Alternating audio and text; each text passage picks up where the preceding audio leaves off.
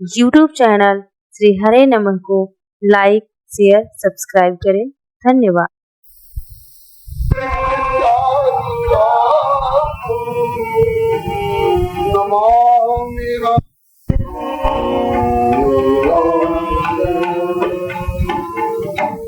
नील अंबुज के समान, नील कमल के समान अत्यंत सुकोमल अंग वाले श्री रामचंद्र जी एवं पीत कमल के समान श्री अंग कांति वाली श्री सीता जी, जो उनके वाम भाग में विराजमान है, जिनके हाथ में महासायक और चार चाप सुंदर बाण धनुष और महान सहायक बाण विराजमान है। ऐसे रघुवंश के नाथ श्री रामचंद्र जी के लिए हम नमस्कार करते हैं। ये धनुष बाण का भाव पहले भी एक दिन निवेदन किया था। अहल्या जी वाले प्रसंग में इनकी पतित पावनता को संकेत करने के लिए श्री गोस्वामी तुलसीदास जी ने एक दोहे में कहा है कि नाथ, पहले तो मैं कुछ निराश जैसा हो रहा था कि निर्मल मनजन सो मोहि भावा मोह कपट छल छिद्र भावा का उद्घोष करने वाले प्रभु पता नहीं मुझे अपनी शरण में रखेंगे कि नहीं रखेंगे। लेकिन जब आपके एक हाथ में धनुष और एक हाथ में बाण देखा तो मुझे भरोसा हो गया, क्योंकि प्रभु कर धनुषर देख के तुलसी बढ़ो छा, क्योंकि टेढ़े और सूधे सबनी को प्रभु के हाथ में धनुष अत्यंत टेढ़ा होता है, उसका भी एक हाथ में गुजारा है, और बाण एकदम सीधा होता है, उसका भी प्रभु के हाथ में गुजारा हो रहा है। और दूसरा भाव यह कि प्रभु के हाथ में टेढ़े से टेढ़ा व्यक्ति भी पड़ जाए तो वह अनुकूल होकर के ही बरतता है, प्रभु की रुचि के अनुकूल बरतने वाला हो जाता है। इस तरह से हम भी टेढ़े हो चाहे सीधे हो, यदि हम भी प्रभु के चरणों में पहुंच जाएंगे तो अंगीकृत होंगे, और हमारा भी टेढ़ापन किसी के लिए दुखदायी नहीं होगा, बल्कि प्रभु के अनुकूल बरतने वाला हो जाएगा। इसके बाद आगे श्री गुरुदेव की चरण वंदना, गुरुदेव के चरण कमल की जो रज है परागवत, कहते हैं कि उससे अपने मन रूपी मुकुर को सुधार कर, मुकुर कहते हैं दर्पण को। श्री गुरु चरण सरोज रज निज मन मुकुर सुधार, वर्णो रघुवर विमल जस जो दायक फल चार। हमारा मन जो है अंतःकरण, ये मुकुर है, मुकुर दर्पण को कहते हैं। दर्पण में अपना मुख देखा जाता है, लेकिन दर्पण में अगर मल लगा हुआ हो, विकार चिपटा हुआ हो, तो उसमें साफ मुख नहीं दिखाई पड़ता है। मुकुर को साफ करना होगा। कौन चीज से साफ किया जाएगा? बोले रज से, रज से उसको साफ कर देने पर उसका जो तेल, घी और मैल इत्यादि का जो विकार उस पर चिपटा हुआ है वो दूर हो जाता है। इस पर एक ब्रजवासी संत की भावना जो गुरुदेव से सुनी थी वो निवेदन किया जा रहा है। एक बार एक सेठ जी जो सदाचारी नहीं थे, जिनकी कमाई पवित्र नहीं थी, वो अपने दूषित कर्मों का पाप कटाने के लिए मन में आई कि चल करके कुछ संतों को खिला पिलाकर भंडारा करके पाप कटा ले और कुछ पुण्य अर्जन कर ले। तो जो क्या ग्रहण करना चाहिए क्या नहीं ग्रहण करना चाहिए इसका विवेक नहीं रखने वाले वे तो सब जुट पड़े भंडारे में। लेकिन एक बड़े विवेक पूर्ण जो एकांतिक भजनानंदी थे, जिनको सतत भगवान की छवि की अनुभूति होती रहती थी अंतःकरण में, उनसे आग्रह करने गए ये सेठ महाराज, आप भी हमारे भंडारे का थोड़ा सा प्रसाद ले लें। तो उन्होंने कहा भैया, हम तो केवल ब्रजवासियों के रूखे टुकड़े से गुजारा करते हैं, हमारे गुरु जी की ऐसी ही आज्ञा है। तो कहा कि एक दिन मेरा यह भंडारे का प्रसाद ग्रहण कर लोगे तो क्या बिगड़ जाएगा। उन्होंने कहा अभी बताता हूँ, बैठो। तो अपने झोली में से दर्पण निकाले महात्मा जी, जो तिलक करने के लिए रखे हुए थे, और कहा देखिए ये क्या है। कहा कि दर्पण है। कहा कि इसमें अपना चेहरा देखिए, दिखता है? हाँ महाराज, दिखता है। कहा कि अब आप अपना मालपुआ लेके आइए, दीजिए हमको। तो मालपुआ को एक बार दर्पण पर फिरा दिया, अब उसका जो चीनी और घी और सब उस पर लग गया। कहा कि अब देखिए तो इस दर्पण में कुछ दिख रहा है? नहीं महाराज, कुछ नहीं दिख रहा है। कहा कि ये तुम्हारे मालपुआ का चमत्कार देखा। अब देखो ब्रजवासी अपना रूखा दिक्कर यहाँ धर गए हैं, तो उसमें से एक दिक्कर निकाला और उसको भी घुमा दिया उस पर। तो सारा वो घी और चीनी का जो विकार उस पर चिपटा हुआ था वो दूर हो गया। कहा कि अब दिख रहा है? कहा कि महाराज पहले ही जैसा स्पष्ट दिख रहा है। कहा कि देखो ये तो बाहर वाले शीशे के दर्पण की बात रही, जिस पर कि ये मुख दिखता है, और इसी तरह से हम लोग अपने भीतर के हृदय रूपी दर्पण को मांझ करके और पोंछ करके स्वच्छ रखते हैं, जिस पर ठाकुर दिखता है, ठाकुर के नाम रूप लीला धाम दिखते हैं। और उसके ऊपर तुम्हारे इस दूषित कमाई का यह घी और चीनी से लिपटा हुआ जब मालपुआ जाके पड़ेगा तो उस पर ये विकार पैदा कर देगा, और हमको जो उस पर प्रभु की छवि दिख रही है वो दिखना बंद हो जाएगा। और ब्रजवासियों का जो रूखा सूखा अन्न जब सिर पर जाता है तो कुछ विकार रहता भी है तो स्वच्छ कर देता है अंतःकरण को।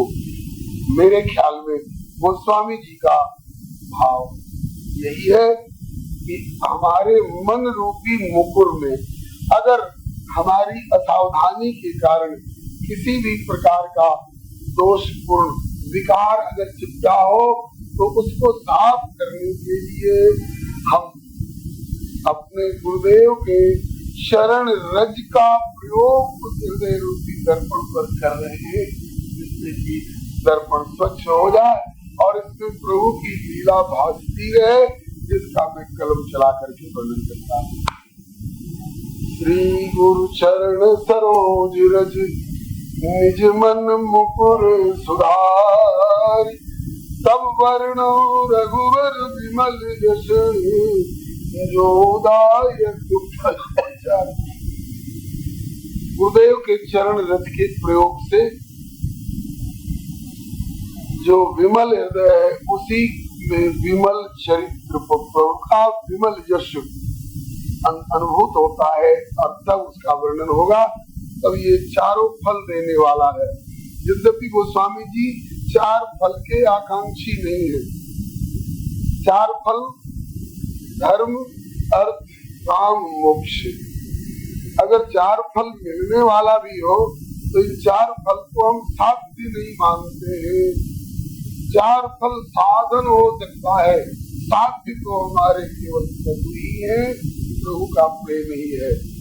अब आगे एक एक दोहे चौपाई का भाव कहते हुए और उत्तरकांड तक पहुंचना संभव नहीं है, इसलिए अब विविध प्रसंग के भाव। श्री दशरथ जी का जो वैभव है उसको देख करके और देवराज इंद्र सिहाते हैं।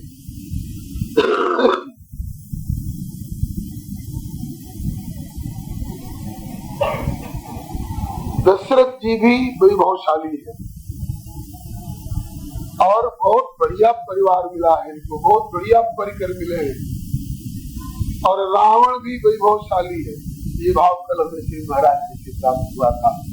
रावण भी परिवार वाला है और वैभवशाली है, पराक्रमी है, लेकिन रावण के पास जो कुछ है वो आसुरी भाव में भावित होने के कारण वह उसकी संपत्ति, वह उसका वैभव, वह उसका परिवार विनाशकारी हो रहा है और अहंकार उत्पन्न करने वाला हो रहा है।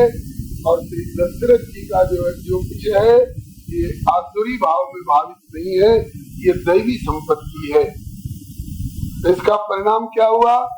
रावण के पास जब ये सब संग्रह हुआ तो उसका लोभ बढ़ गया और सोच रहा है कि सारे संसार को हम अपनी लंका में समेट लें। और दशरथ जी को यह सारा वैभव प्राप्त हुआ तो इन्होंने श्री राम जी के चरणों में समर्पित करके और स्वयं अब इससे निवृत्त होकर के वैराग्य इनको हो रहा है। कब? जबकि एक बार राय तुम्हारे मुकुर कर लिया। और देखो मुकुर वहां गोस्वामी जी ने वंदना में निज मन मुकुर सुधारी, तो अब मुकुर यहाँ भी आएंगे। दर्पण, एक दर्पण बड़ा उपयोगी होता है। अपने गुणों को खोजने के लिए अगर प्रयोग करेंगे कि हमने क्या क्या चाहिए, हम कितने सुंदर हैं, हमारे केस कितने सुंदर हैं, हमारी आंखें कितनी सुंदर हैं, तब तो अहंकार हो जाएगा। दर्पण देखना हो तो हमें कहाँ कालिख लगी हुई है, कहाँ चूना लगा हुआ है, कहाँ तो दोष है, अपना दोष देखने के लिए दर्पण का प्रयोग किया जाए तब तो हित हो जाएगा। गुण देखना है तो परमात्मा का देखना चाहिए और अपना तो दोष ही देखना चाहिए। वो तुम्हार समझे निज दोषा, जे सब बात तुम्हार भरोसा। जिनके हृदय सुगन सुखदायक बच्चों बंसी सरनायक। अपने गुणों का अनुसंधान नहीं करना चाहिए, अपने दोषों का अनुसंधान बराबर करके रहना चाहिए। एक प्रेमी ने कहा था, बात मुझे बड़ी प्यारी लगी, मुझे हर तरह की खुदबीनियों से मैंने अपनी विशेषताएं देख करके, सुन करके, सोच करके और अपने में अहंकार पैदा करने वाली बातें। कहते हैं कि हमें, हे प्रभु, हमें हर तरह की खुदबीनियों से कर दे बेगाना, इधर से हमको एकदम किनारे कर दे, ताकि अगर आईना भी मैं देखूं तो उसमें नुमाया तेरी सूरत। अगर आईना भी मैं देखूं तो उसमें नुमाया तेरी सूरत हो। सौंदर्य दिखे तो सौंदर्य में तुम झलको और दोष अपना देखे। अपना दोष देखने के बाद इसमें से दोष निकालने वाली, मार्जन करने वाली, इसको आत्मनिरीक्षण कहते हैं। तो श्री दशरथ जी ने एक बार सहज स्वभाव से हाथ में दर्पण लिया और दर्पण में क्या दिखाई पड़ा, और सब तो पहले ही जैसे है, लेकिन यहाँ कान के पास की 2-4-6 केस अब काले नहीं रह गए, सफेद हो गए।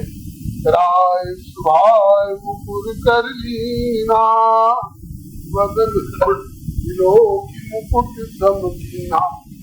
मुकुट सम करते हुए तब तक श्रवण समीप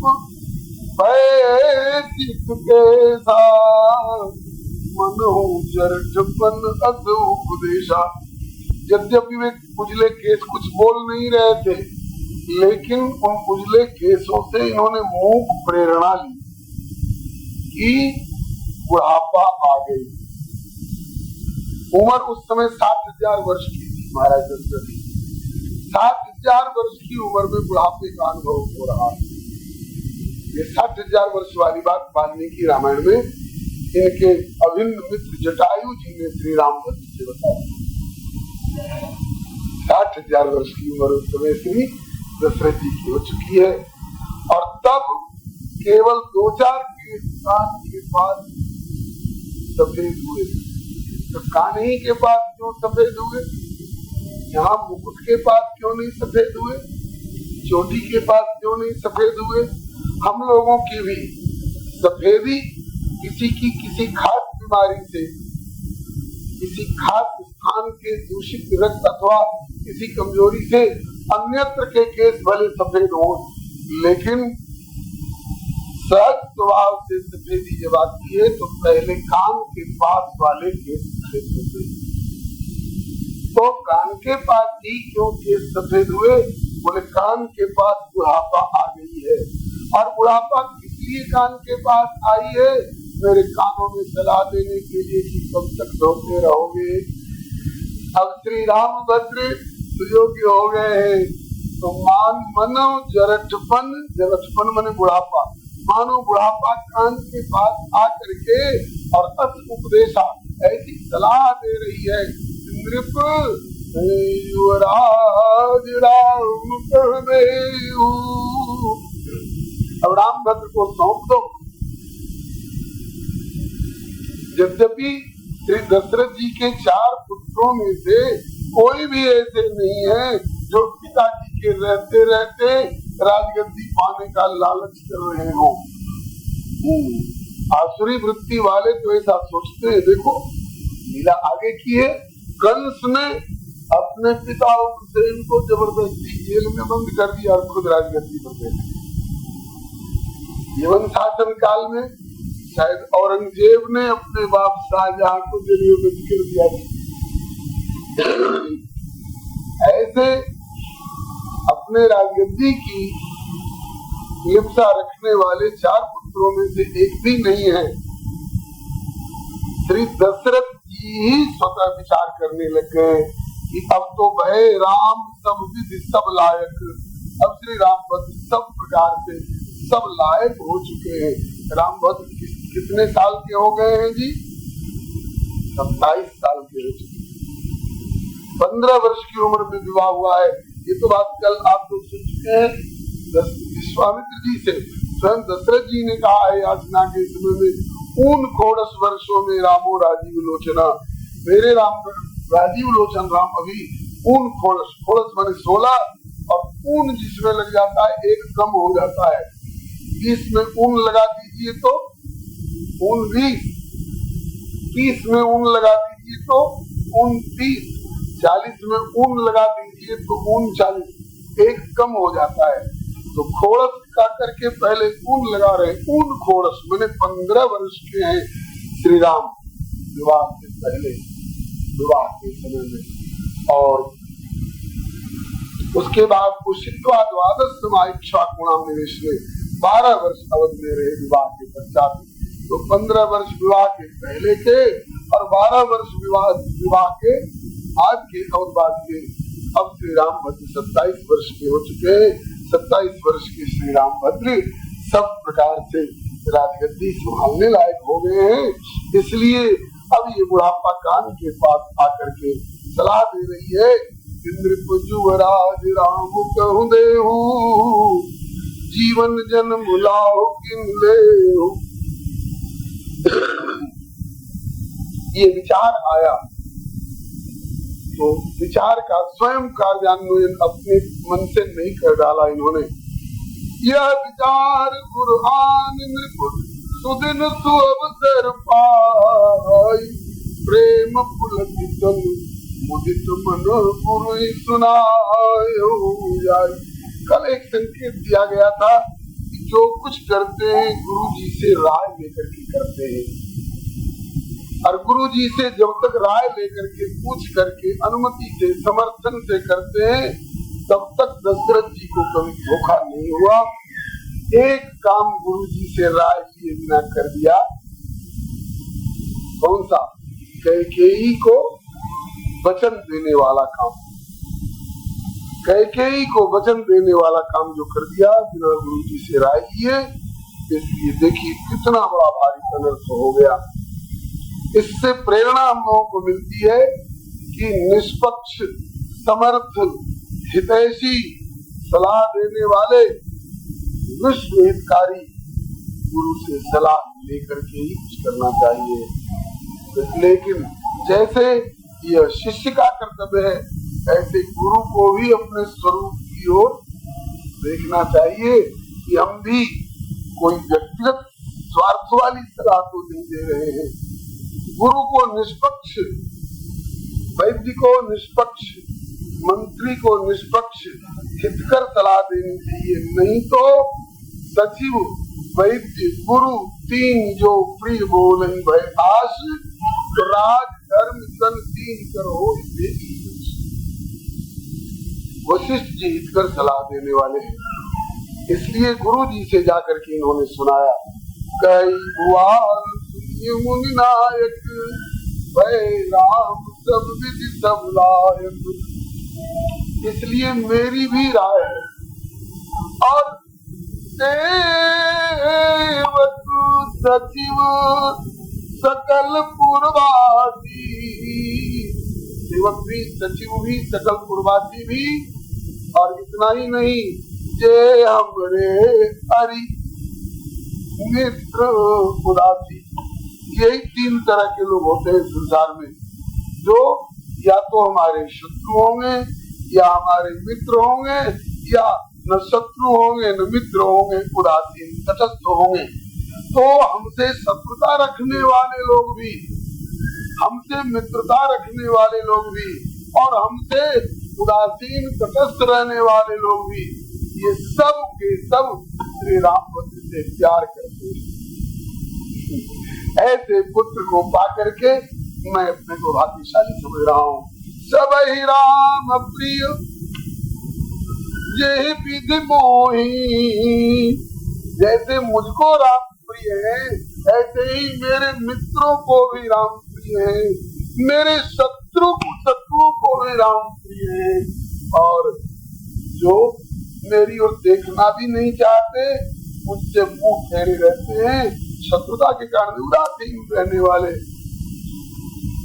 वो भी श्री राम भक्त से प्यार करते। मुझसे कोई प्यार करे चाहे न करे, मेरे श्री राम भक्त से लोग प्यार करते हैं। और विप्र सहित परिवार गुसाई,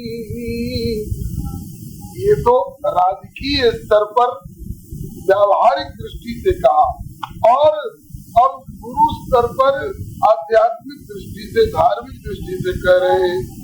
विप्र सहित परिवार गुसाई, करे छो सब रोरी नाई।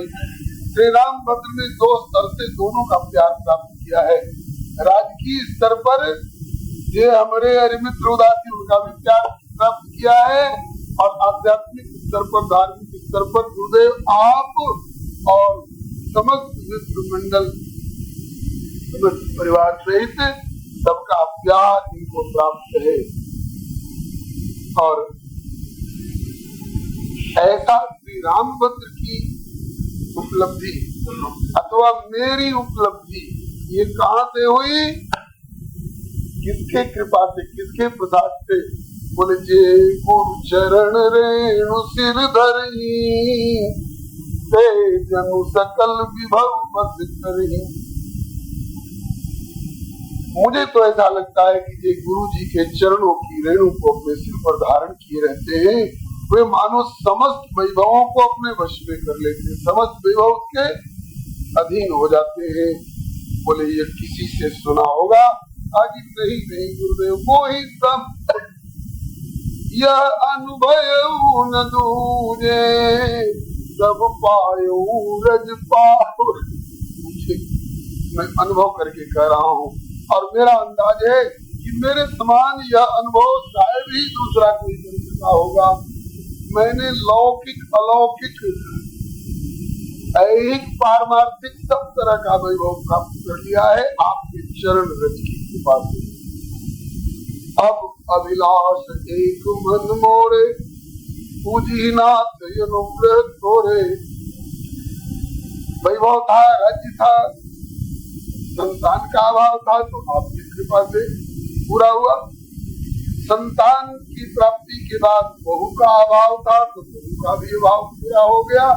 अब एक ही अभाव मेरे जीवन में दिख रहा है कि मैं अपनी आंखों से श्री रामभद्र को राज्याभिषिक्त देखूं। मुनि प्रसन्न अभय अभिलाष एक मन मोरे, पूजी नाथ अनुग्रह तोरे।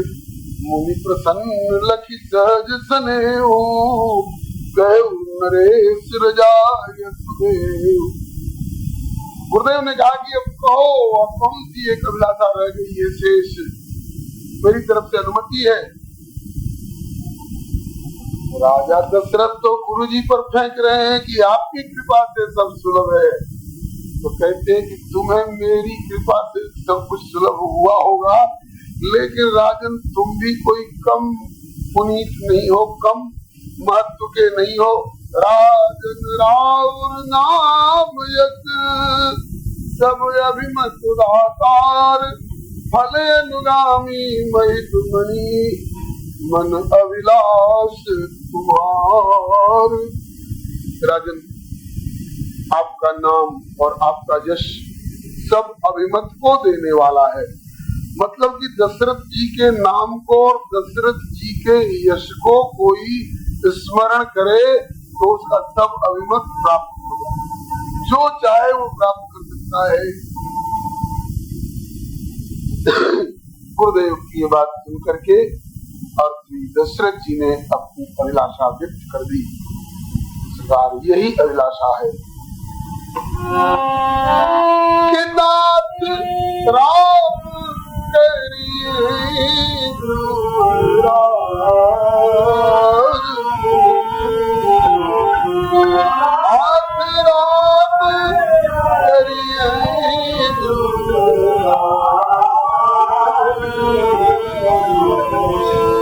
कहिए कृपा करी करी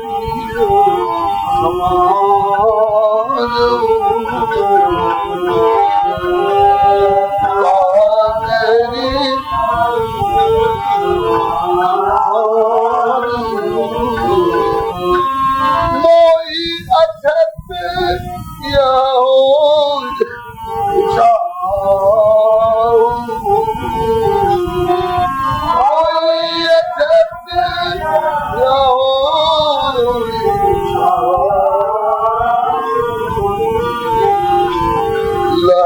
लोग सब लोचन लाओ,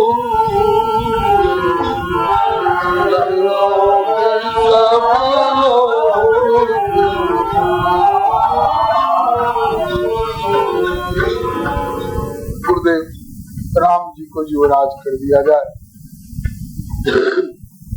सब लोग अपने लोचन का लाभ प्राप्त करें और मैं भी अपने जीवन काल में श्री राम को राज्याभिषिक्त देखूं, क्योंकि पुण्य न सोच तन रहो जाओ।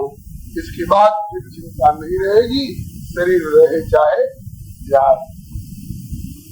इसका मतलब कि इनको कुछ आकार कुछ लक्षण ऐसे दिखने लग गए हैं कि अब शरीर नहीं रहेगा, इसलिए जीवन काल में ही यह लाभ प्राप्त किया जाए।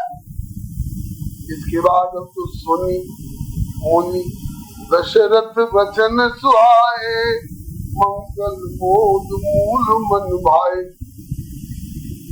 दशरथ जी के सुहावने और मंगल मूल और मोद मूल मन भावने वचनों को सुन करके श्री वशिष्ठ जी कहने लग गए, सुनो राजन, सुनो नृप जातु की मुख पतिताई, जात भजन बिन जर निन जाई, भयउ तुम्हार तनय सोई स्वामी, राम पुनीत प्रेम अनुगामी। ये आपका पुत्र कोई साधारण जीव नहीं है जो आपका पुत्र बनकर के आया हो, बल्कि जिनसे विमुख रह करके पछताना ही पछताना हाथ लगता है, जिनके भजन के बिना आत्मा की जलन नहीं जाती है, जी की जलन नहीं जाती है, वही परमेश्वर हमारा पुत्र बनकर के आए। इसमें श्री राम की सर्वेश्वरता सर्वत्ता का प्रतिपादन है। भय तुम्हार तने श्री स्वामी राम पुनीत प्रेम अनुगामी। इसलिए अब देर मत करो, वेग विलंब न करी नृप साजी सभी समाज। जल्दी करो, सब समाज सजाओ जुटाओ सामान राज्याभिषेक का। बोले कब होगा युवराज पद, कब होगी उनकी राजगद्दी, तो कोई दिन नहीं बताए। बोले सुदिन सुमंगल तबई जब राम हो युवराज। जब ही राम जी राजा बन जाए तभी सुदिन है। गोल पटोल बात कह दी। वशिष्ठ जी से क्या छिपा है, श्री राम जी राजगद्दी लेने के लिए आए हैं थोड़े, वशिष्ठ जी से क्या छिपा है। वैसे श्री सूरदास जी ने लिखा है, गुरु वशिष्ठ से पंडित ज्ञानी रतिपति लगन धरे। सीता हरण मरण दशरथ को बनो में विपत्ति रतिपति लगन धरे। हो सकता है सूरदास जी वाले कल्प में, जिस कल्प की लीला का ये वर्णन कर रहे हो, उस कल्प में रतिपति के लगन धरे होंगे शोध करके। लेकिन श्री रामचरितमानस वाले कल्प में रतिपति लगन धरने वाली बात का वर्णन शायद नहीं है। कहते वेग विलंब न करिए, जल्दी करो, देर मत करो, साथ सजाओ, समस्त सामग्री जुटाओ राज्याभिषेक की। और कब होगा, बोले सुदिन सुमंगल तभी सुदिन समझ लो, तभी सुमंगल मैं घड़ी समझ लो जब राम हो जाए, जब युवराज हो जाए तभी सुंदर जगह। तदेव लग्नम सुदिनम तदेव तारावलम तदेव विद्यावलम देववलम तदेव सीतापते नाम राम।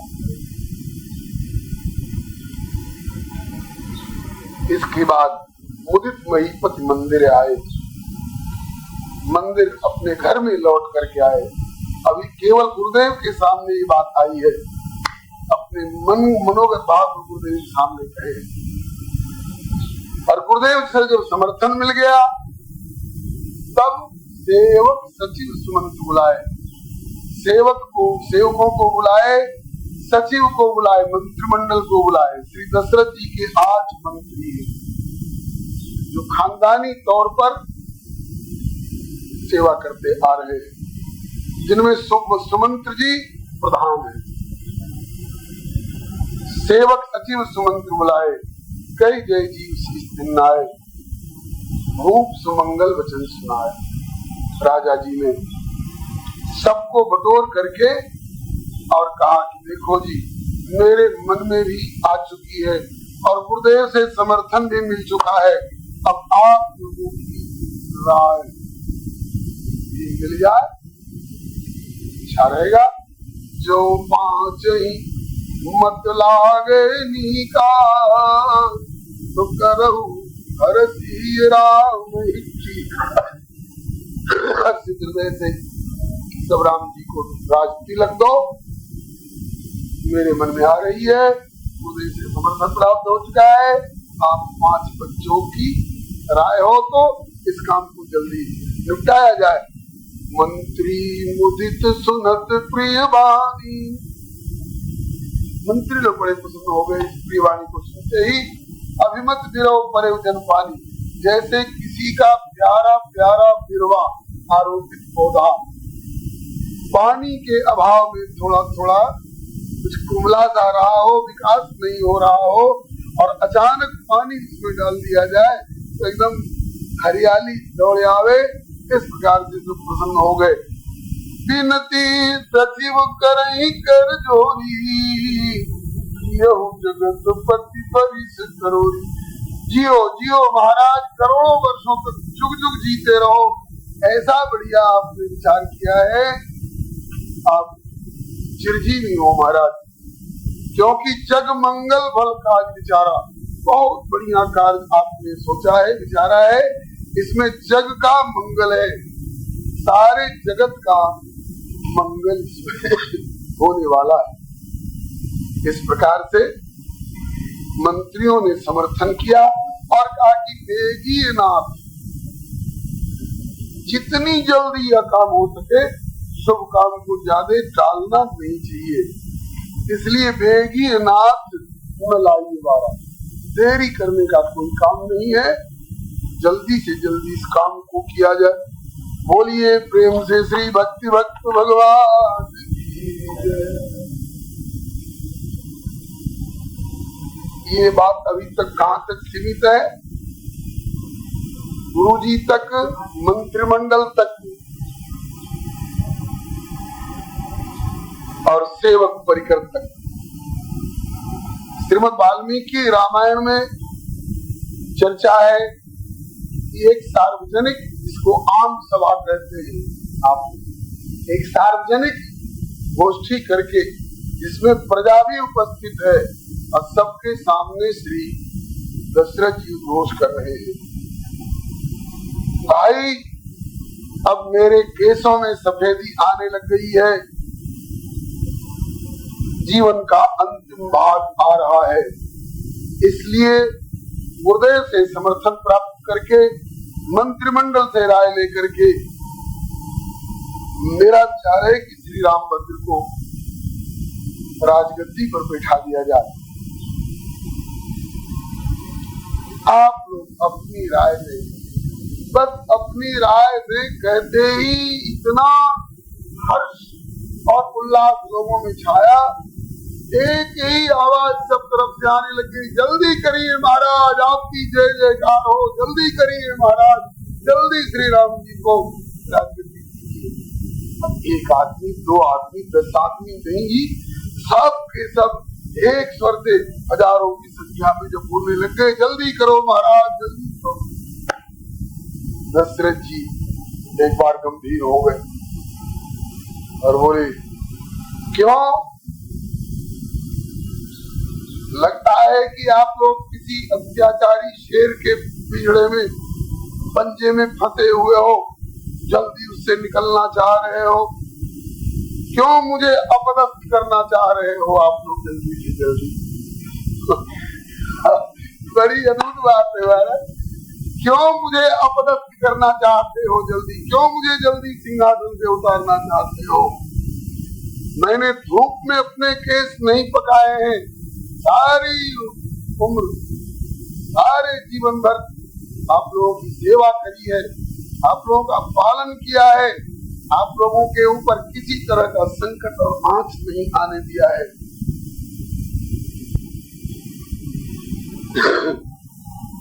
आवश्यकता पड़ने पर अपने प्राणों को आगे रख करके देवासुर संग्राम में भी मुझे सम्मिलित होना पड़ा है। सच बताओ, मेरे किस व्यवहार से आप लोग डूबे हुए हो जो मुझे जल्दी राजगद्दी से हटाना चाहते हो? सब घबरा गए, अरे नहीं नहीं महाराज, ऐसी बात नहीं, बोलो, उत्तर दो, क्यों मुझको जल्दी राजगद्दी से हटाना चाहते हो? तब प्रजा ने कहा कि महाराज आप में कोई दोष नहीं है, जैसे माता पिता अपने पुत्रों का पालन करते हैं, ऐसे आपने हम लोगों का पालन किया है महाराज, ताकि फिर हमको जल्दी क्यों हटाना चाहते हो राजगद्दी पर से? रामभद्र को जल्दी क्यों लाना चाहते हो?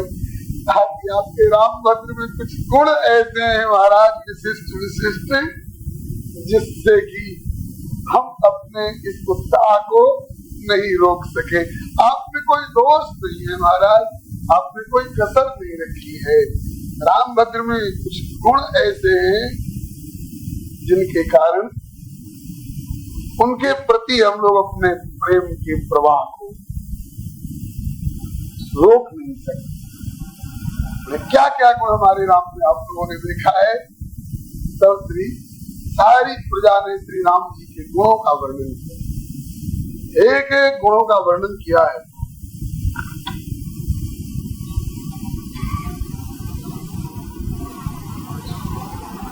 बोलिए भक्तवत्सल भगवान।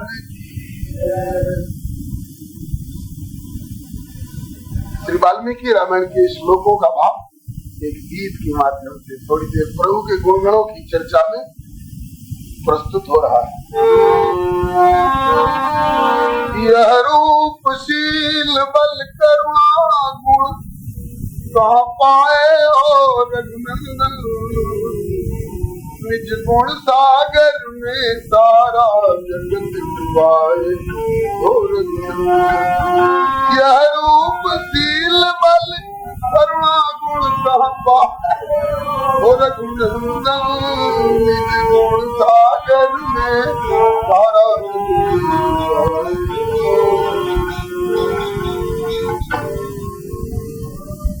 वैसे यह पद मिथिलावासी इनसे पूछते हैं कब, जब लंका विजय के बाद लौटे हैं और ससुराल में आमंत्रित हुए तब। कुछ घटनाएं बाद की भी आई है इसमें, लेकिन आप इनकी विशेषताओं पर ही ध्यान रखेंगे। मानत नहीं अपराध कोटि कृत, मानत नहीं अपराध कोटि कृत, सकृत प्राण बिकाते। मानत नहीं अपराध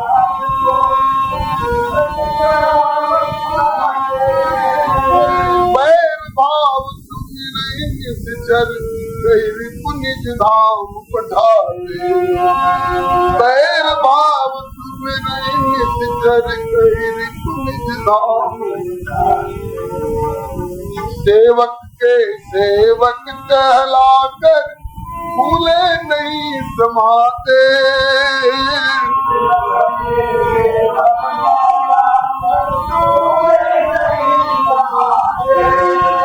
यद्यपि अखिल ब्रह्मांड धनी तो कपि केरनी,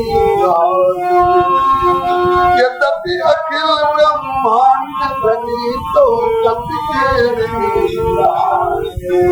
निज जनहितकारी सुने चोट गुण खाए और रघुनंदन, निज गुण सागर में सारा जगत डुबाए और निज जनहितकारी सुने चोट गुण खाए और रघुनंदन, निज गुण सागर में सारा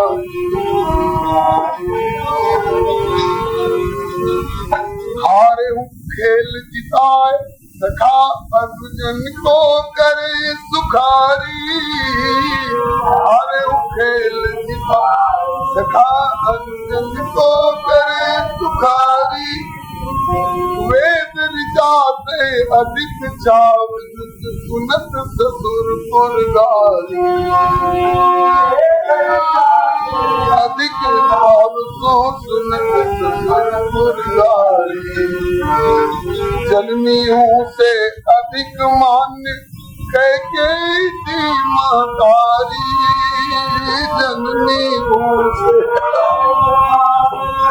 कैकेयी थी महतारी। मेवा और पकवान से सबरी की बेर दिया। मेवा और पकवान से सबरी की बेर दिया। माधुरी फलन की वर्णत नहीं लगाए और रघुनंदन, निज गुण सागर में सारा डुबाए हो रघुनंदन। माधुरी फलन की वर्णत नहीं लगाए और रघुनंदन, निज गुण सागर में सारा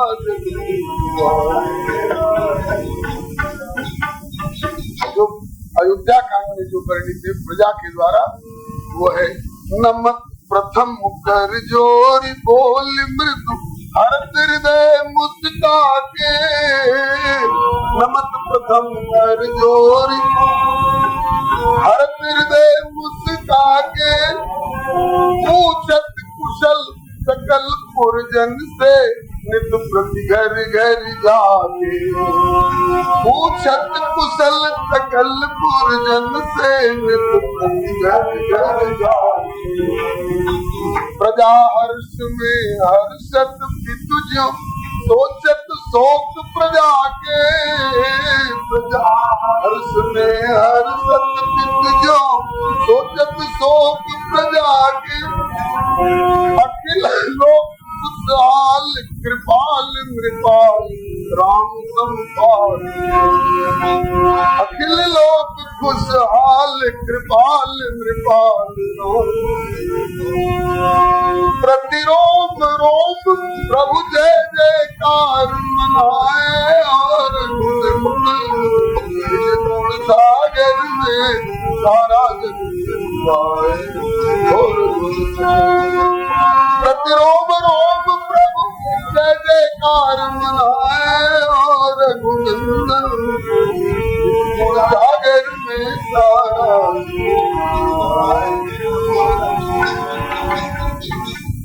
महाराज श्री राम भक्त कितने विनम्र है, चाहे इनसे बड़ा हो चाहे इनसे कोई छोटा हो, सामने से आ रहा हो तो सामने से आने वाला बाद में हाथ जोड़ेगा, रघुनंदन पहले ही हाथ जोड़ के। और स्मित पूर्वाभिभाषी प्रसन्न मुद्रा में बोलते हैं और पूर्वाभिभाषी पहले बोलते हैं। ये नहीं कि वो बोलेंगे टोकेंगे देखा जाएगा, नहीं, स्मित पूर्वाभिभाषी पहले ही बोलते हैं। आइए आइए, बहुत दिनों में दर्शन दिए, बड़ी कृपा किए। और न स्मरत्यपकाराणाम शतमप्यात्मवत्, किसी के द्वारा कुछ गलती बन गई हो तो एक नहीं जी, शतम न स्मरत्यपकाराणाम शतमप्यात्मवत्, सैकड़ों गलतियों की ओर ध्यान नहीं देते।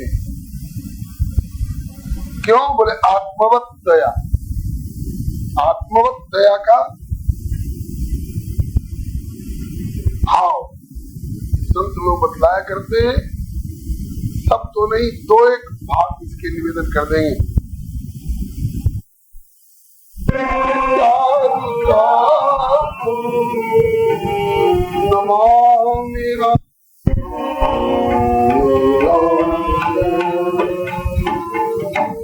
नील अम्बुज के समान, नील कमल के समान अत्यंत सुकोमल अंग वाले श्री रामचंद्र जी एवं पीत कमल के समान श्री अंग कांति वाली श्री सीता जी, जो उनके वाम भाग में विराजमान है, जिनके हाथ में महासायक और चार चाप सुंदर बाण धनुष और महान सहायक बाण विराजमान है। ऐसे रघुवंश के नाथ श्री रामचंद्र जी के लिए हम नमस्कार करते हैं। ये धनुष बाण का भाव पहले भी एक दिन निवेदन किया था अहल्या जी वाले प्रसंग में। इनकी पतित पावनता को संकेत करने के लिए श्री गोस्वामी तुलसीदास जी ने एक दोहे में कहा है कि नाथ, पहले तो मैं कुछ निराश जैसा हो रहा था कि निर्मल मनजन सो मोहि पावा मोहि कपट छल छिद्र भावा का उद्घोष करने वाले प्रभु, पता नहीं मुझे अपनी शरण में रखेंगे कि नहीं रखेंगे।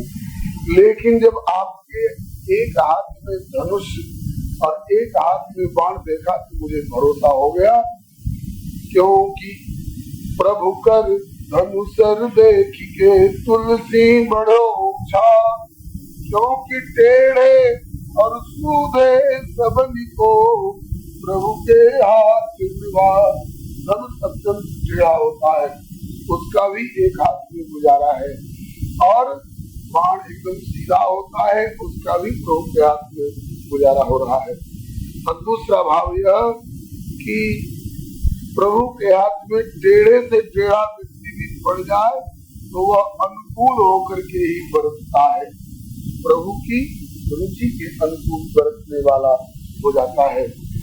इस तरह से हम भी टेढ़े हो चाहे सीधे हो, यदि हम भी प्रभु के चरणों में पहुंच जाएंगे तो अंगीकृत होंगे, और हमारा भी टेढ़ापन किसी के लिए दुखदाई नहीं होगा। YouTube चैनल श्री हरे नमः को लाइक शेयर सब्सक्राइब करें। धन्यवाद। इसके बाद आगे श्री गुरुदेव की चरण वंदना, गुरुदेव के चरण कमल की जो रज है परागवत, कहते हैं कि उससे अपने मन रूपी मुकुर को सुधार कर। मुकुर कहते हैं दर्पण को। श्री गुरु चरण सरोज रज निज मन मुकुर सुधार, वर्णो रघुवर विमल जस जोदायक फल चार। हमारा मन जो है अंतःकरण, ये मुकुर है। मुकुर दर्पण को कहते हैं। दर्पण में अपना मुख देखा जाता है, लेकिन दर्पण में अगर मल लगा हुआ हो, विकार चिपटा हुआ हो, तो उसमें साफ मुख नहीं दिखाई पड़ता है। मुकुर को साफ करना होगा। कौन चीज से साफ किया जाएगा? बोले रज से। रज से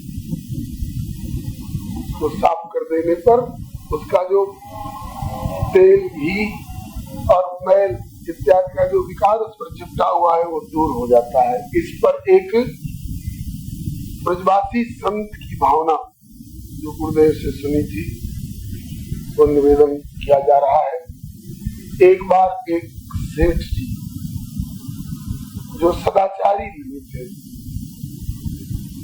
जिनकी कमाई पवित्र नहीं थी, वो अपने दूषित कर्मों का पाप कटाने के लिए मन में आई कि चल करके कुछ संतों को खिला पिलाकर भंडारा करके पाप कटा ले और कुछ पुण्य अर्जन कर ले। तो जो क्या ग्रहण करना चाहिए, क्या नहीं ग्रहण करना चाहिए, इसका विवेक नहीं रखने वाले वे तो सब जुट पड़े भंडारे में। लेकिन एक बड़े विवेक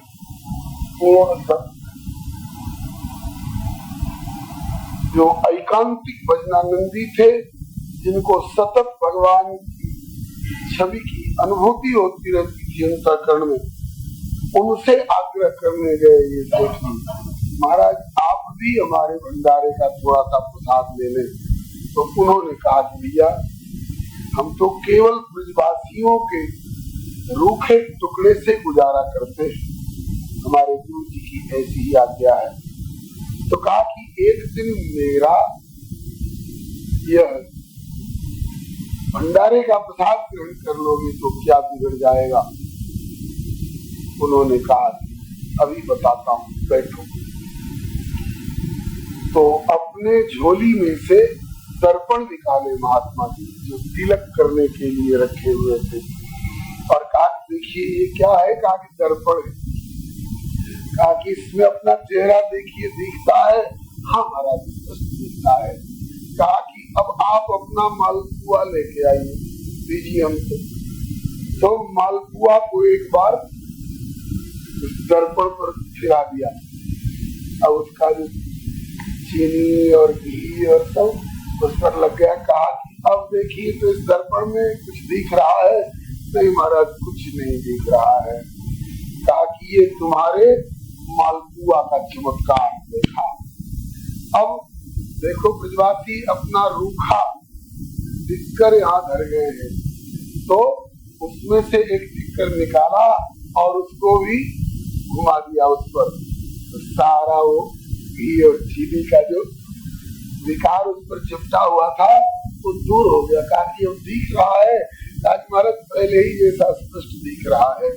कहा कि देखो ये तो बाहर वाले शीशे के दर्पण की बात रही, जिस पर कि ये मुख दिखता है, और इसी तरह से हम लोग अपने भीतर के हृदय रूपी दर्पण को मांझ करके और पोंछ करके स्वच्छ रखते हैं, जिस पर ठाकुर दिखता है, ठाकुर के नाम रूप लीला धाम दिखते हैं। और उसके ऊपर तुम्हारे इस दूषित कमाई का यह घी और चीनी से लिपटा हुआ जब मालपुआ जाके पड़ेगा तो उस पर ये विकार पैदा कर देगा, और हमको जो उस पर प्रभु की छवि दिख रही है वो दिखना बंद हो जाएगा। और ब्रजवासियों का जो रूखा सूखा अन्न जब सिर पर जाता है तो कुछ विकार रहता भी है तो स्वच्छ कर देता है अंतःकरण को। मेरे ख्याल में गोस्वामी जी का भाव यही है कि हमारे मन रूपी मुकुर में अगर हमारी असावधानी के कारण किसी भी प्रकार का दोषपूर्ण विकार अगर चिपका हो तो उसको साफ करने के लिए हम अपने गुरुदेव के शरण रज का प्रयोग हृदय रूपी दर्पण पर कर रहे हैं, जिससे कि दर्पण स्वच्छ हो जाए और इसमें प्रभु की लीला भासती रहे, जिसका मैं कलम चला करके वर्णन करता हूँ। श्री गुरु चरण सरोज रज निज मन मुकुर सुधारि, तब वर्णो रघुवर विमल जस जोदायक फल। गुरुदेव के चरण रज के प्रयोग से जो विमल हृदय है उसी में विमल चरित्र का विमल यश अनुभूत होता है, और तब उसका वर्णन होगा। तब ये चारों फल देने वाला है। यद्यपि गोस्वामी जी चार फल के आकांक्षी नहीं है। चार फल धर्म अर्थ काम मोक्ष। अगर चार फल मिलने वाला भी हो तो इन चार फल को हम साध्य नहीं मानते हैं। चार फल साधन हो सकता है, साध्य तो हमारे केवल प्रभु ही है, प्रभु का प्रेम ही है। अब आगे एक एक दोहे चौपाई का भाव कहते हुए और उत्तरकांड तक पहुंचना संभव नहीं है, इसलिए अब विविध प्रसंग के भाव।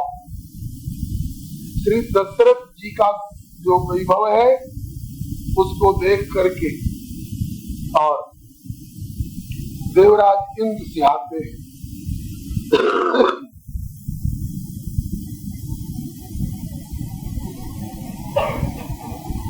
दशरथ जी भी वैभवशाली है और बहुत बढ़िया परिवार मिला है इनको, बहुत बढ़िया परिकर मिले हैं। और रावण भी वैभवशाली है, ये भाव कल हमें श्री महाराज जी के साथ हुआ था। रावण भी परिवार वाला है और वैभवशाली है, पराक्रमी है, लेकिन रावण के पास जो कुछ है वह आसुरी भाव में भावित होने के कारण वह उसकी संपत्ति, वह उसका वैभव, वह उसका परिवार विनाशकारी हो रहा है और अहंकार उत्पन्न करने वाला हो रहा है। और श्री दशरथ जी का जो कुछ है ये आसुरी भाव में भावित नहीं है, ये दैवी संपत्ति है। इसका परिणाम क्या हुआ?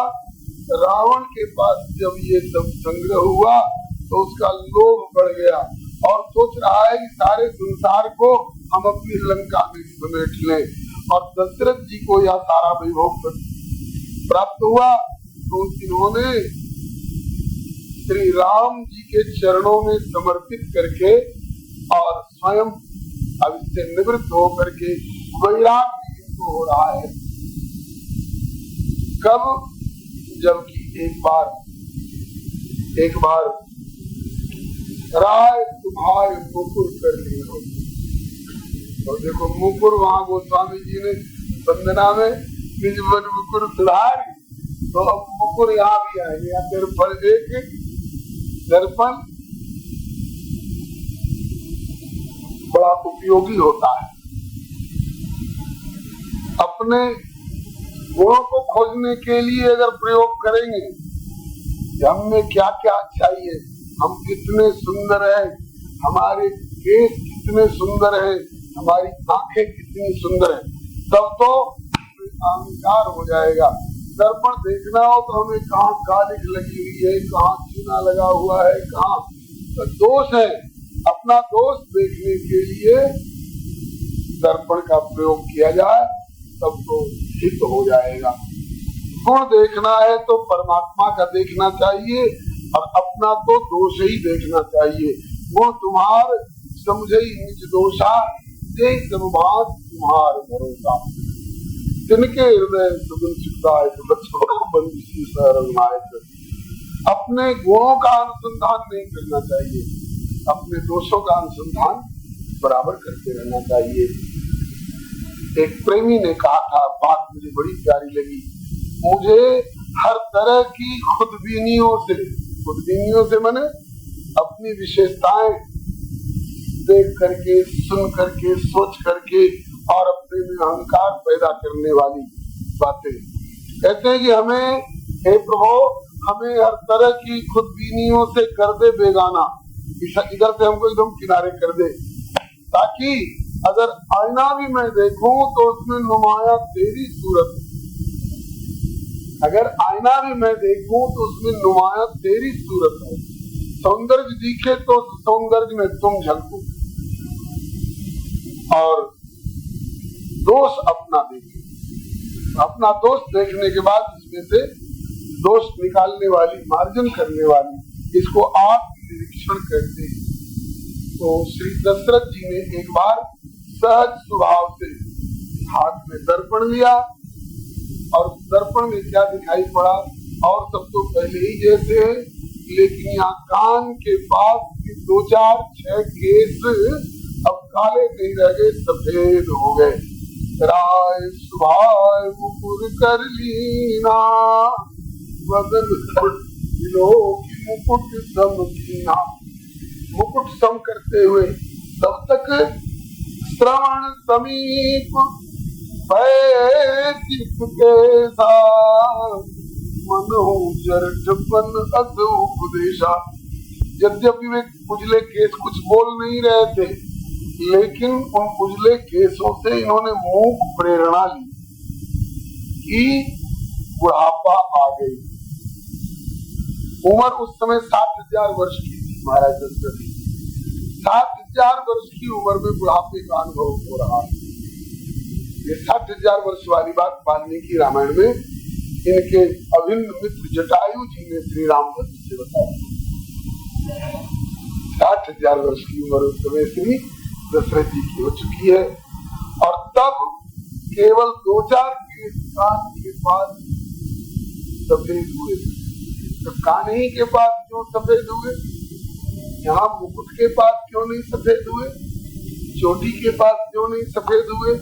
हम लोगों की भी सफेदी किसी की किसी खास बीमारी से, किसी खास स्थान के दूषित रक्त अथवा किसी कमजोरी से, अन्यत्र के केस भले सफेद हो, लेकिन सहज स्वभाव से सफेदी जब आती है तो पहले कान के पास वाले केस सफेद होते हैं। तो कान के पास ही क्यों केस सफेद हुए? बोले कान के पास बुढ़ापा आ गई है, और बुढ़ापा इसलिए कान के पास आई है, मेरे कानों में सलाह देने के लिए कि कब तक ढोते रहोगे। अब श्री रामभद्र सुयोग्य हो गए हैं, तो मानो जरठपन, जरठपन माने बुढ़ापा, मानो बुढ़ापा कान के पास आ करके और अति उपदेशा ऐसी सलाह दे रही है, नृप युवराज राम कर देहु, अब रामभद्र को सौंप दो। यद्यपि श्री दशरथ जी के 4 पुत्रों में से कोई भी ऐसे नहीं है जो पिताजी के रहते रहते राजगद्दी पाने का लालच कर रहे हो। आसुरी वृत्ति वाले तो ऐसा सोचते हैं। देखो लीला आगे की है, कंस ने अपने पिता उग्रसेन को जबरदस्ती जेल में बंद कर दिया और खुद राजगद्दी पर बैठे। जीवन शासन काल में शायद औरंगजेब ने अपने बाप शाहजहां को जेल में बंद कर दिया। ऐसे अपने राजगद्दी की लिप्सा रखने वाले 4 पुत्रों में से एक भी नहीं है। श्री दशरथ जी ही स्वतः विचार करने लग गए कि अब तो भय राम सब विधि सब लायक, अब श्री रामभद्र सब प्रकार से सब लायक हो चुके हैं। रामभद्र कितने साल के हो गए हैं जी? 27 साल के हो चुके हैं। 15 वर्ष की उम्र में विवाह हुआ है। ये तो बात कल आप लोग सुन चुके हैं विश्वामित्र जी से। स्वयं दशरथ जी ने कहा है याचना के समय में, ऊन खोड़स वर्षों में रामो राजीव लोचना, मेरे राम राजीव लोचन राम अभी ऊन खोड़स, खोड़स माने 16, और ऊन जिसमें लग जाता है एक कम हो जाता है, 20 में ऊन लगा दीजिए तो ऊन भी, 30 में ऊन लगा दीजिए तो 29, 40 में ऊन लगा दीजिए तो 39 एक कम हो जाता है। तो खोड़स का करके पहले ऊन लगा रहे, ऊन खोड़स मैंने 15 वर्ष के हैं श्री राम विवाह से पहले, विवाह के समय में। और उसके बाद उषित्वा द्वादश समाइच्छा गुणाम निवेश में 12 वर्ष अवध में रहे विवाह के पश्चात। तो 15 वर्ष विवाह के पहले के और 12 वर्ष विवाह के आज के अवधवाद के। अब श्री रामभद्र 27 वर्ष के हो चुके हैं। 27 वर्ष के श्री रामभद्र सब प्रकार से राजगद्दी संभालने लायक हो गए हैं। इसलिए अब ये बुढ़ापा कान के पास आकर के सलाह दे रही है, इंद्र जुवराज राम कहूँ देहु, जीवन जन्म लाओ किन लेहु। ये विचार आया तो विचार का स्वयं कार्यान्वयन अपने मन से नहीं कर डाला इन्होंने।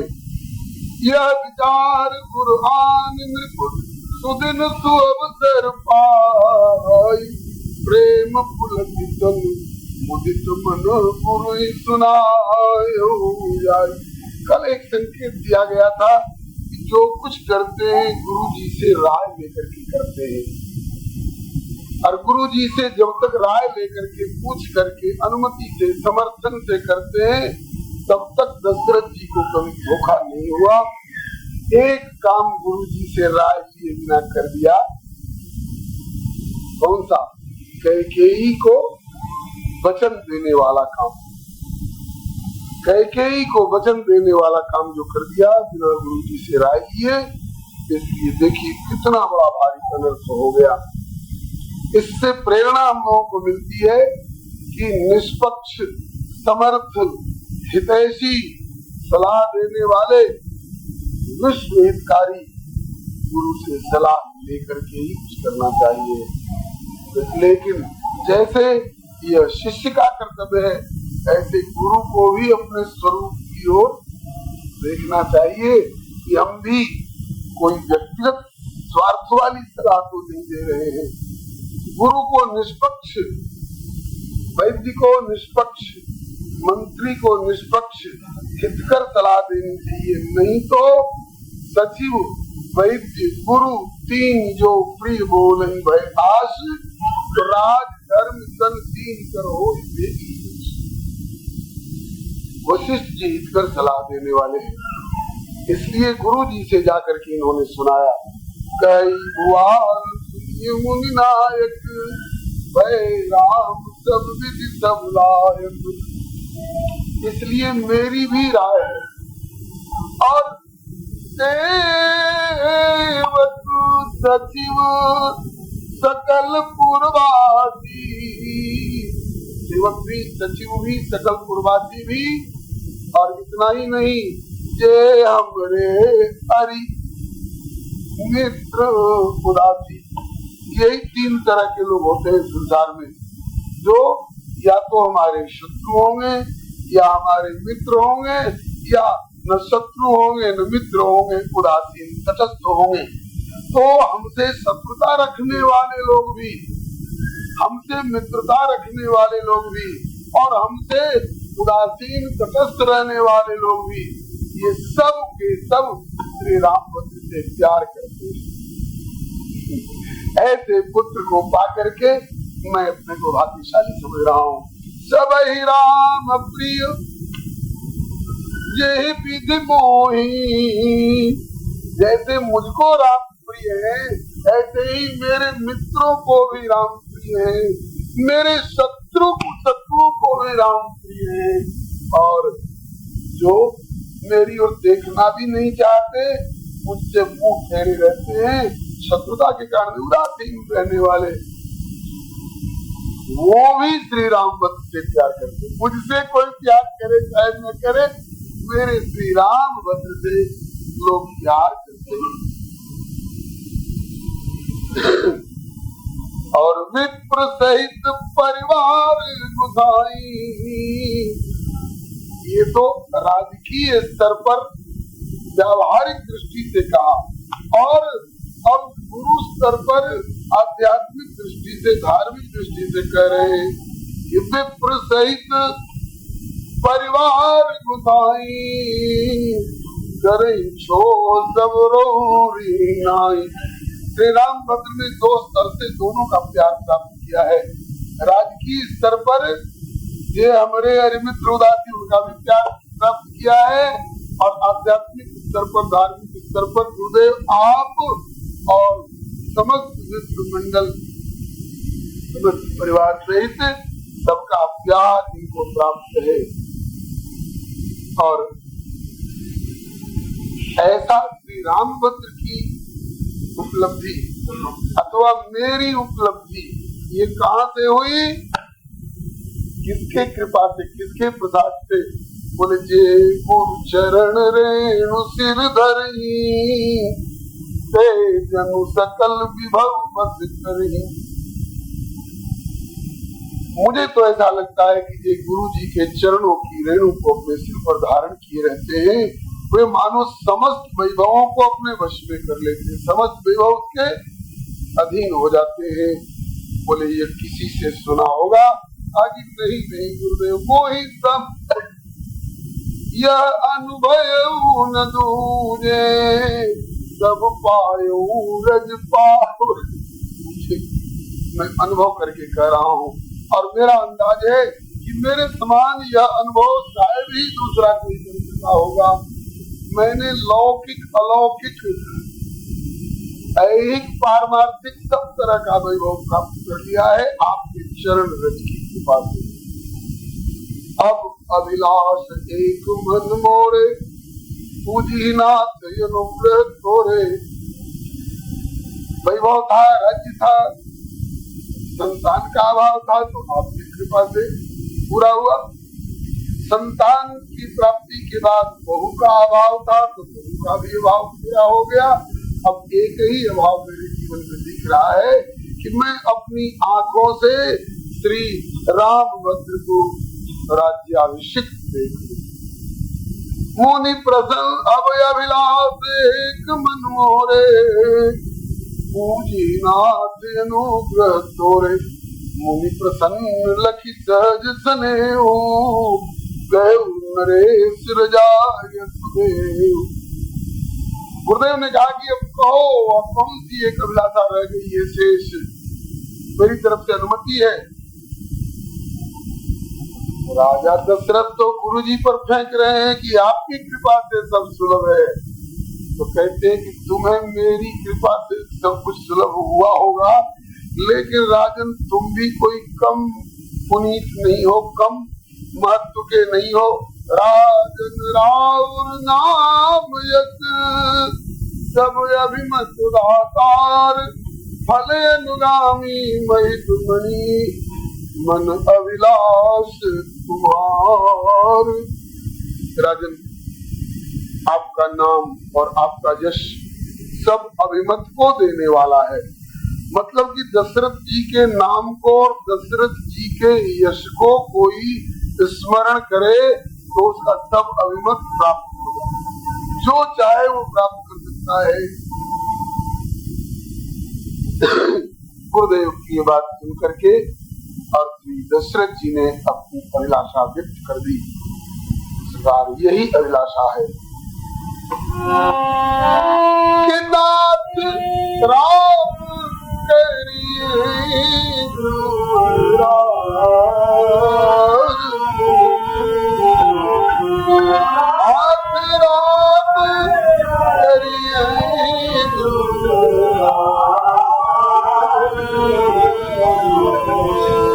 कहिए कृपा करी करियो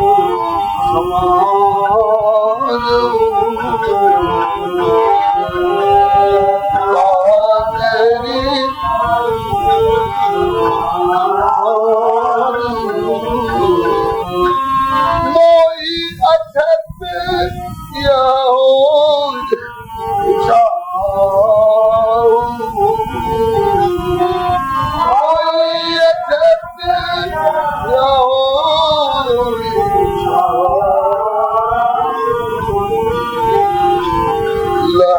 लोग सब लोचन ला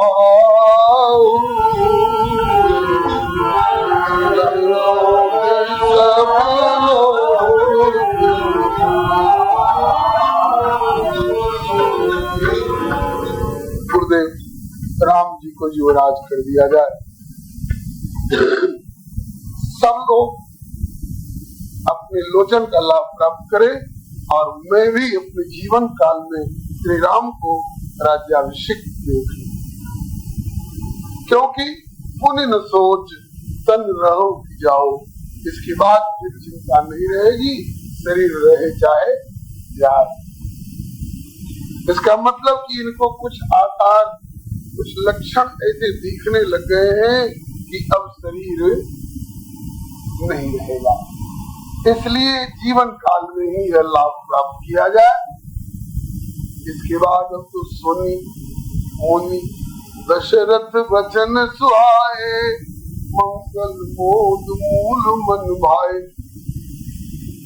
दशरथ जी के सुहावने और मंगल मूल और मोद मूल मन भावने वचनों को सुन करके श्री जो वशिष्ठ जी कहने लग गए, सुनो राजन, सुनो नृप जातु विमुख पतिताई, जात भजन बिन जर निन जाई, भयउ तुम्हार तनय सोई स्वामी, राम पुनीत प्रेम अनुगामी।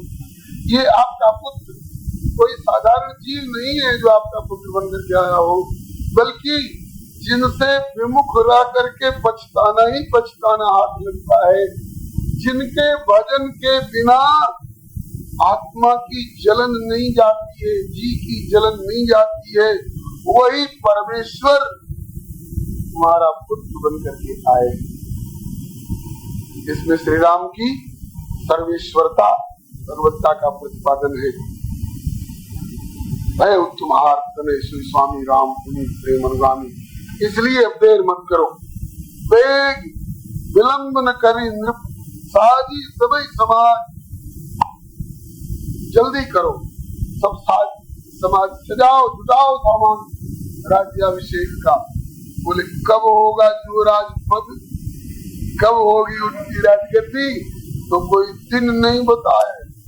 बोले सुदिन सुमंगल तबई, जब राम हो युवराज, जब ही राम जी राजा बन जाए तभी सुदिन है।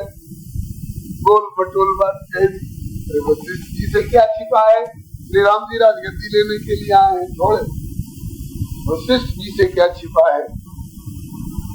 वैसे श्री सूरदास जी ने लिखा है, गुरु वशिष्ठ से पंडित ज्ञानी, रतिपति लगन धरे, सीता हरण मरण दशरथ को बनो में विपत्ति, रतिपति लगन धरे।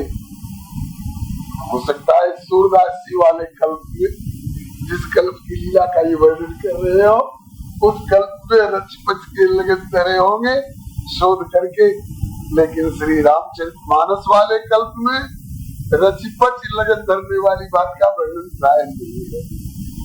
कहते वेग विलंब न करिए, जल्दी करो, देर मत करो, साथ सजाओ, समस्त सामग्री जुटाओ राज्याभिषेक की। और कब होगा, बोले सुदिन सुमंगल तभी सुदिन समझ लो, तभी सुमंगल मैं घड़ी समझ लो, जब राम हो जाए, जब युवराज हो जाए तभी सुंदर जगह। तदेव लग्नम सुदिनम तदेव तारावलम तदेव विद्यावनम देववलम तदेव सीतापते नाम राज। इसके बाद मुदित महीपति मंदिर आए, मंदिर अपने घर में लौट करके आए। अभी केवल गुरुदेव के सामने ये बात आई है, अपने मनोगत भाव गुरुदेव के सामने कहे, और गुरुदेव से जब समर्थन मिल गया तब सेवक सचिव सुमंत बुलाए, सेवकों को बुलाए, सचिव को बुलाए, मंत्रिमंडल को बुलाए। श्री दशरथ जी के 8 मंत्री जो खानदानी तौर पर सेवा करते आ रहे हैं, जिनमें सुमंत्र जी प्रधान है। सेवक सचिव सुमंत्र बुलाए कई जय जीव शीश दिनाए, रूप सुमंगल वचन सुनाए। राजा जी ने सबको बटोर करके और कहा कि देखो जी, मेरे मन में भी आ चुकी है और गुरुदेव से समर्थन भी मिल चुका है। अब आप लोगों की राय मिल जाए, अच्छा रहेगा। जो पांच ही मत लागे नीका, तो करहु हरति राम हृदय से सब राम जी को राज तिलक दो, मेरे मन में आ रही है, गुरुदेव से समर्थन प्राप्त हो चुका है। आप 5 बच्चों की राय हो तो इस काम को जल्दी निपटाया जाए। मंत्री मुदित सुनत प्रिय वाणी, मंत्री लोग बड़े प्रसन्न हो गए इस प्रिय वाणी को सुनते ही। अभिमत बिरव परे जन पानी, जैसे किसी का प्यारा प्यारा बिरवा आरोपित पौधा पानी के अभाव में थोड़ा थोड़ा कुछ कुमला जा रहा हो, विकास नहीं हो रहा हो, और अचानक पानी इसमें डाल दिया जाए तो एकदम हरियाली दौड़ आवे। इस प्रकार से सब प्रसन्न हो गए। विनती सचिव करई कर जोरी, यहु जगत पति परिस करोरी। जियो जियो महाराज, करोड़ों वर्षों तक जुग जुग जीते रहो, ऐसा बढ़िया आपने विचार किया है। आप चिरजीवी हो महाराज, क्योंकि जग मंगल फल काज विचारा, बहुत बढ़िया कार्य आपने सोचा है, विचारा है। इसमें जग का मंगल है, सारे जगत का मंगल होने वाला है। इस प्रकार से मंत्रियों ने समर्थन किया और कहा कि बेगिए नाथ, जितनी जल्दी यह काम हो सके, शुभ काम को ज्यादा टालना नहीं चाहिए। इसलिए बेगिए नाथ न लाइए वाला, देरी करने का कोई काम नहीं है, जल्दी से जल्दी इस काम को किया जाए। बोलिए प्रेम से श्री भक्ति भक्त भगवान की जय। ये बात अभी तक कहाँ तक सीमित है? गुरुजी तक, मंत्रिमंडल तक और सेवक परिकर तक। श्रीमद् वाल्मीकि रामायण में चर्चा है कि एक सार्वजनिक, जिसको आम सभा कहते हैं, आप एक सार्वजनिक गोष्ठी करके जिसमें प्रजा भी उपस्थित है और सबके सामने श्री दशरथ जी घोष कर रहे हैं, भाई अब मेरे केसों में सफेदी आने लग गई है, जीवन का अंतिम भाग आ रहा है, इसलिए गुरुदेव से समर्थन प्राप्त करके, मंत्रिमंडल से राय लेकर के मेरा विचार है कि श्री रामभद्र को राजगद्दी पर बैठा दिया जाए। आप लोग अपनी राय दें, बस अपनी राय से कहते ही इतना हर्ष और उल्लास लोगों में छाया, एक ही आवाज सब तरफ से आने लगी, जल्दी करिए महाराज, आपकी जय जयकार हो, जल्दी करिए महाराज, जल्दी श्री राम जी को राजगद्दी दीजिए। अब एक आदमी, 2 आदमी, 10 आदमी नहीं, सब के सब एक स्वर से हजारों की संख्या में जब बोलने लग गए, जल्दी करो महाराज, जल्दी करो। दशरथ जी एक बार गंभीर हो गए और बोले, क्यों? लगता है कि आप लोग किसी अत्याचारी शेर के पिंजड़े में, पंजे में फंसे हुए हो, जल्दी उससे निकलना चाह रहे हो। क्यों मुझे अपदस्थ करना चाह रहे हो आप लोग जल्दी से जल्दी? बड़ी अद्भुत बात है महाराज, क्यों मुझे अपदस्थ करना चाहते हो जल्दी? क्यों मुझे जल्दी सिंहासन से उतारना चाहते हो? मैंने धूप में अपने केस नहीं पकाए हैं, सारी उम्र, सारे जीवन भर आप लोगों की सेवा करी है, आप लोगों का पालन किया है, आप लोगों के ऊपर किसी तरह का संकट और आंच नहीं आने दिया है।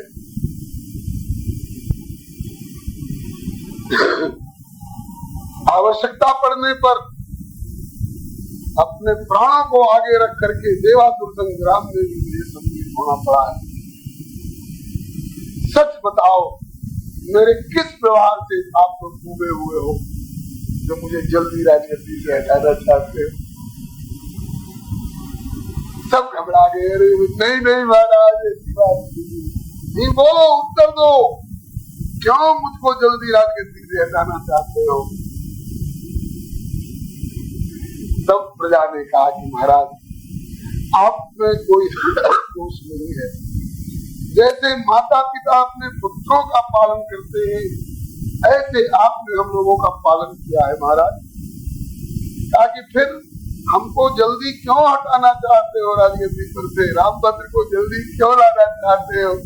ताकि आपके रामभद्र में कुछ गुण ऐसे हैं महाराज, विशिष्ट विशिष्ट, जिससे कि हम अपने इस उत्साह को नहीं रोक सके।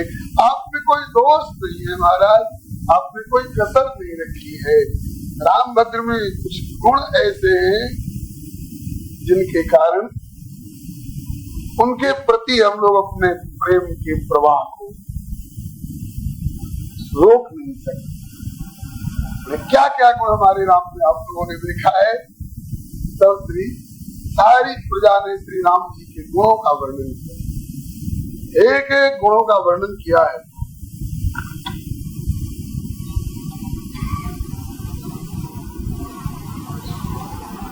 बोलिए भक्तवत्सल भगवान की। श्री वाल्मीकि रामायण के श्लोकों का भाव एक गीत के माध्यम से थोड़ी देर प्रभु के गुणगणों की चर्चा में प्रस्तुत हो रहा है। यह रूपशील बल करुणा गुण कहाँ पाए हो रघुनंदन, निज गुण सागर में सारा जगत डुबाए हो रघुनंदन। यह रूपशील बल करुणा गुण कहाँ पाए हो रघुनंदन, निज गुण सागर में सारा जगत।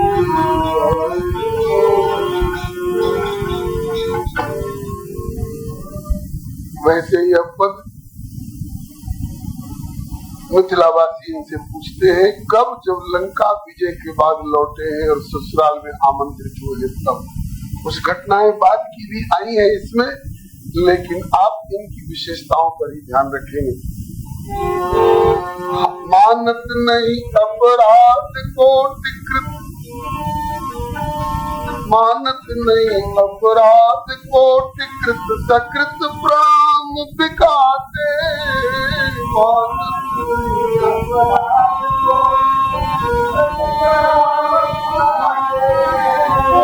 बैर भाव सुमिरहि सिचर गैर पुनिज धाम पठारे। बैर भाव सुमिरहि सिचर गैर पुनिज धाम। सेवक के सेवक कहलाकर भूले नहीं समाते।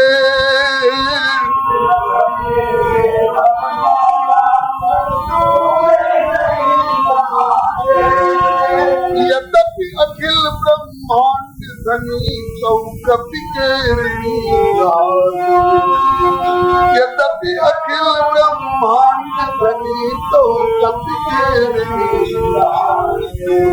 निज जनहितकारी सुने चोट गुण खाए और रघुनंदन, निज गुण सागर में सारा जगत गाए और निज जनहितकारी सुने चोट गुण खाए और रघुनंदन, निज गुण सागर में सारा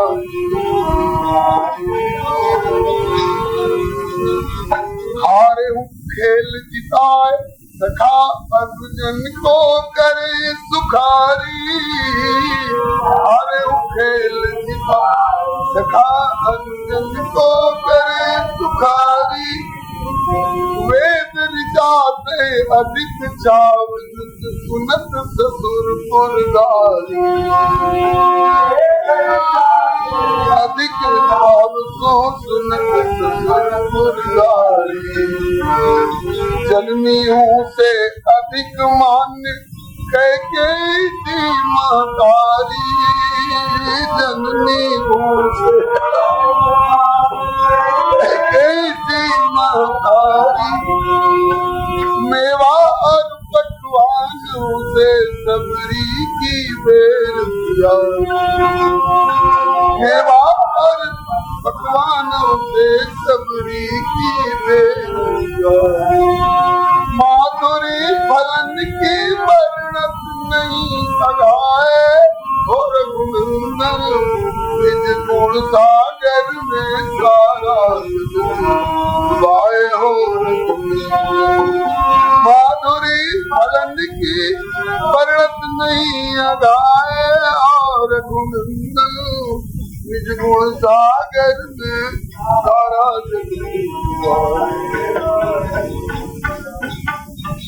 जो अयोध्या कांड में जो वर्णित है प्रजा के द्वारा वो है, नमत प्रथम कर जोरी बोल मृदु हरत हृदय मुस्का के, नमत प्रथम कर जोरी हरत हृदय मुस्का के, पूछत कुशल सकल पुरजन से नित प्रति घर घर जाके, पूछत कुशल सकल पुरजन से नित प्रति घर घर जाके, प्रजा हर्ष में हर्षत पितु जो सोचत शोक प्रजा के, प्रजा हर्ष में हर्षत पितु जो सोचत शोक प्रजा के, अखिल लोक खुशहाल कृपाल कृपाल राम संपाल, अखिल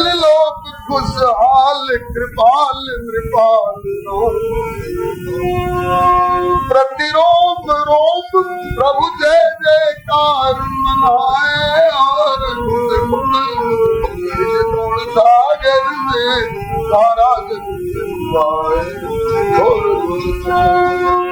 प्रतिरोम रोम प्रभु जय जयकार मनाए, और रघुनंदन गुण सागर में सारा